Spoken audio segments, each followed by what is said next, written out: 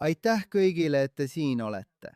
Meil on väga oluline arutelu selle piiratud aja jooksul, mis meil on, et sellele küsimusele vastata, mille nii president kui ka meie kirjastaja Josh Katz on esitanud. Mis toimub? Me teeme, kui eriline on suhe Ameerika Ühendriikide ja Iisraeli vahel. Me teame ühistest väärtustest, mis ühendavad ameeriklasi ja iisraellasi. Me teame ka ühistest vaenlastest, mis neid ühendavad. Aga kus me praegu seisame? Mul on 3 küsimust. Meil ei ole palju aega, seega palun meie paneeli liikmetel vastata võimalikult lühidalt igale küsimusele.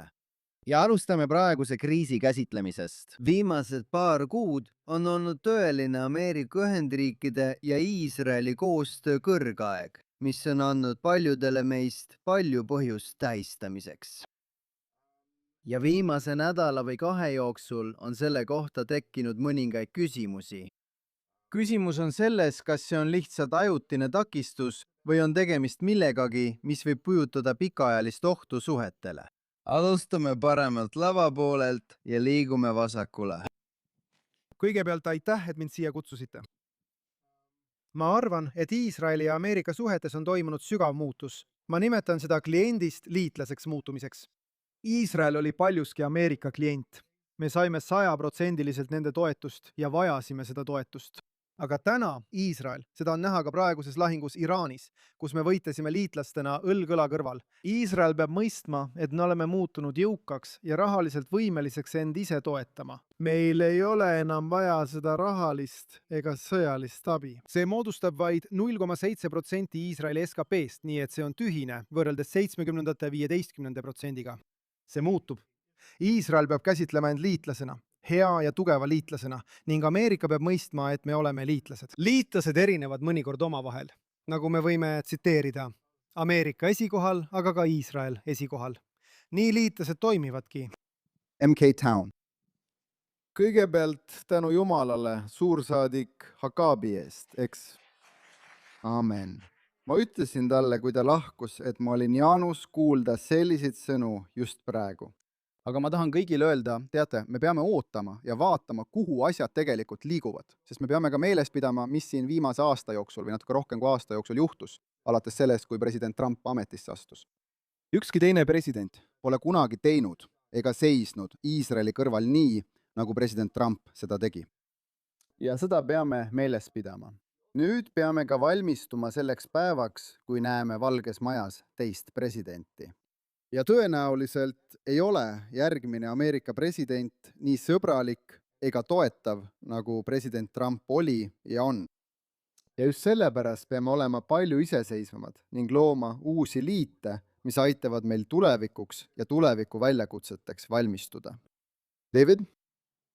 Jah, kõigepealt tahaksin tänada suursaadik Hakabit, sest ma arvan, et peame endale meelde tuletama, et Ameerika või mitte ainult Ameerika tsivilisatsiooni, vaid kogu lääne tsivilisatsiooni tugisammas on Siinai mägi, Mooria mägi ja nii edasi. Selle kohta ei pea kaugemale vaatama kui näiteks Dostojevski või teised, aga me näeme seda ka kogu Ameerika kultuuripärandis kui uut Jeruusalemma. Nüüd, selles kontekstis tähendab see tegelikult seda, et see arutelu Iisraeli poliitika üle Ameerika Ühendriikides ei käi tegelikult Iisraeli enda kohta. Asi on Ameerika kui tsivilisatsiooni hinges ja olemuses. Ja ma arvan, et Ameerika Ühendriigid on sisenemas tohutu segaduse ajajärku. Valgustusaeg on jõudnud teatud punkti, kus toimub tagasipöördumine religiooni juurde ja arusaamine, et on olemas mingi alus. Aga mis religioon? Ameerika võimu teatud osa on olnud ülepingutatud, ülekasutatud ja Ameerika tõmbub justkui tagasi. Ja lõpuks arvan ma, et Ameerika poliitilised struktuurid on sisenemas tohutu segaduse perioodi. Ma ei arva isegi, et me peaksime rääkima sellest, mis juhtub, kui demokraadid või vabariiklased tõusevad. Ma pole kindel, kas 10 või 20 aasta pärast on üldse olemas demokraatlik partei ja vabariiklik partei. Ma arvan, et me siseneme äärmusliku segaduse perioodi, mitte vägivaldsesse, vaid meie parteilise struktuuri poliitilisse ümberkorraldusse. Ja Iisrael on sellest vaid peegeldus. Nii et see on hea uudis selles mõttes, et Iisrael ei ole tegelikult selle põhjuseks, kuid halb uudis selles mõttes, et Ameerika Ühendriikides tegutsevad suured jõud, mis määravad tegelikult ära, kuhu me liigume. olgu, minu teine küsimus teile kõigile kolmele on. Kus te näete suurimaid ohte sellele erilisele suhtele? Me teame marksistide ja islamistide punarohelist liitu, mis on levinud üle kogu Euroopa. Me teame, et Ameerika Ühendriikides on kasvav ärklev antisemiitlik vasakpoolsus, mis näib olevat suure osa demokraatlikust parteist üle võtnud. Ja me teame, et vabariiklikus parteis on vähemus, mis on endiselt väga häälekas ja mis on samuti, ütleme nii, ärklev ja antisemiitlik. Alustan otsast, läheme seekord teistpidi. David, mille pärast sa kõige rohkem muretsed? Noh, kuna ma arvan, et Ameerika ühiskonna ja tegelikult kogu lääne ühiskonna keskne lõhe on nende vahel, kes endiselt kaitsevad lääne tsivilisatsiooni pärandit ja nende vahel, kes soovivad selle hävitada. Punaroheline liit. Lisaksin siia ka tõusva pruuni, musta või mis iganes värvi sa tahad sellele anda, fašismi või midagi taolist. Nii et ma arvan, et see ongi see, mis mind kõige rohkem muretsema paneb, see arutelu. Ja ma arvan, et just selle järgi peame me enda Ameerika Ühendriikides seesmiselt ja väliselt organiseerima. Ja see ongi see, millele Iisrael peab tõesti keskenduma.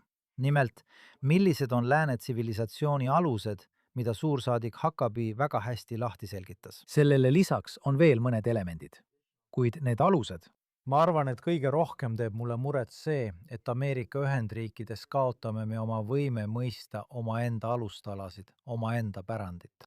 Ja sellega koos tõusevad esile need võimsad liikumised, mis sisuliselt tahavad lääne tsivilisatsiooni seestpoolt hävitada.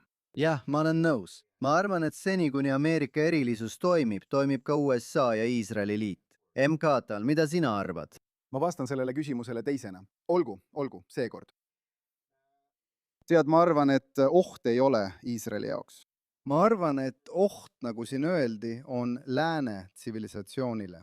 Ja vaadake, mis praegu Euroopas toimub. Ma mõtlen ennegi veel kui Ameerikas, rääkimata Ameerikast. Vaadake, mis praegu Euroopas toimub. Vaadake, kuidas Euroopa kaotab kõik. Teda võetakse seespoolt üle ja tal puudub võime vastu võidelda. Ja selles osas arvan ma, et fakt, et Iisrael on viimase 2,5 aasta jooksul näidanud, kui kõik arvasid, et me murdume, et me loobume võitlemast, ja me oleme maailmale näidanud, et me jätkame, me võitleme lõpuni välja. Me oleme tugevad, me oleme uhke rahvas ja meil on võime lõpuni võidelda. Ma arvan, et see näitab Iisraeli väärtust maailmale. Nii et oht ei ole Iisraelile, oht on tegelikult maailmale. Ameerika jaoks on see number 1 oht. Ameerika jaoks on number 1 oht moslemi vennaskond. CARE ja moslemi vennaskond üritavad nüüd üle võtta Florida ja Texase. Kõigepealt võtavad nad Florida, siis Texase ja siis langeb Ameerika. New Yorgi on nad juba üle võtnud. Nüüd ei ole see oht ainult Ameerikale, vaid ka Iisraelile. 15 aasta pärast on Iisraelil sõda Egiptusega. Moslemi vennaskond võtab lõpuks Egiptuse üle. Moslemi vennaskond, mis on sunniitlik džihaad, saab pärast seda, kui me nõrgestasime šiitide džihaadi, ohuks kogu maailmale. Türgi võtab nüüd võimu üle. Fidan Khan, see nimi on. Välisminister Hakan Fidan, Türgi välisminister teatas, et me vallutasime Aleppo, me vallutasime Damaskuse ja Jeruusalemm on järgmine. Sunniitlik džihaad on järgmine vaenlane. Iisrael peab olema tugev, Ameerika peab olema tugev. Kahjuks on Ameerika nõrk. Kujutage nüüd ette, et olete täna Iisraeli peaminister. Ja te mõistate, et 15 aasta pärast on teil sõda Egiptusega ning te ei tea, kes on Ameerika Ühendriikide peaminister või president. 15 aasta pärast. Mida teete täna, et sellele väljakutsele vastu astuda? Isegi kui see on Ameerika oma, võtavad moslemi vennaskond Texase ja Florida üle. Kujutage ette, kuhu Ameerika võib jõuda. See on oht mitte ainult Iisraelile, vaid kogu lääne ühiskonnale. See on oht inimkonnale, kogu inimsoole. Hästi öeldud. Minu viimane küsimus teile kõigile kolmele on, kui iseseisev saab Iisrael olla Ameerika Ühendriikide ja Iisraeli liidust, hoolimata sellest, kui palju ta seda hindab? Nagu oleme viimastel aastatel näinud, oli enne president Trumpi president, kes polnud nii sõbralik. Aga arvestades, kui tihedalt on need 2 armeed seotud ja kui piiratud on väikese riigi võimalused Lähis-Idas, kui iseseisev saab Iisrael tegelikult olla? Inimesed unustavad ühe loo. Oktoobris 2022 võitis Netanyahu valimised ja Biden ei kutsunud teda Valgesse Majja. 23. juulil kutsuti ta lõpuks ja ta kohtus Bideniga Valges Majas. Mis juhtus selle aja jooksul, mis tegelikult võimaldas Netanyahul kutse saada? Keegi ei mäleta. kuid juunis 2023 teatas Netanyahu, et kohtub Hiinas Xi Jinpingiga. See ongi viis, kuidas ta kutse sai. Valgesse Majja kõik teavad, et ta ei läinud Xi Jinpingi juurde Hiinasse. Aga me peame mingil moel oma liitlassuhteid mitmekesistama. Iseseisva liitlasena tegutsemine on ainus viis olla tegelikult tõeliselt sõltumatu ja tõeline liitlane. Iisrael peab täna hakkama rajama omaenda sõjalist infrastruktuuri, et olla tõeline Ameerika liitlane, mõistes, et Ameerika on esikohal ja Ameerika peab hoolitsema oma huvide eest, aga Iisrael peab hoolitsema oma huvide eest ja seadma Iisraeli esikohale.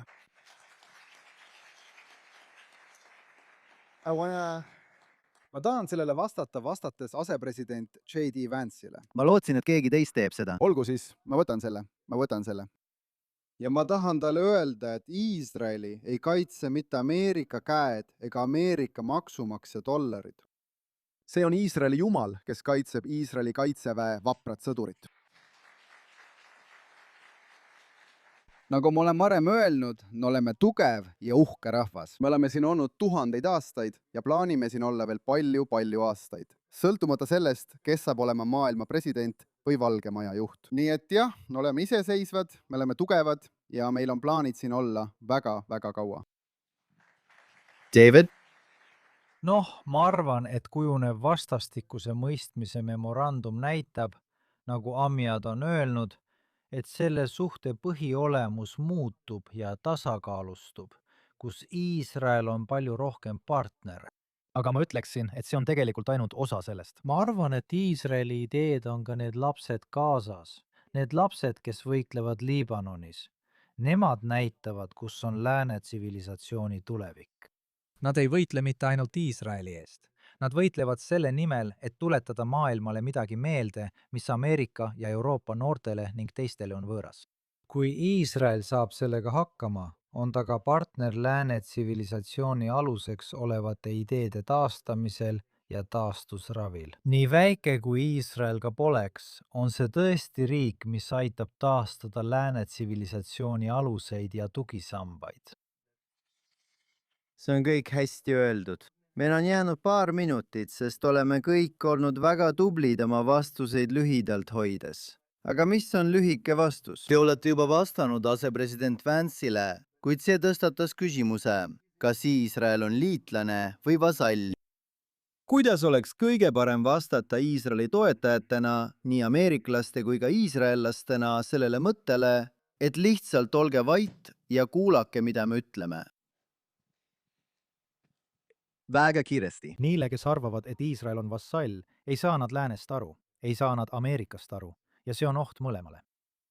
Iisrael on tõesti partner ja kui sa seda ei mäleta, siis kaotad sa silmist, kes sa oled ja mida Iisrael tähendab.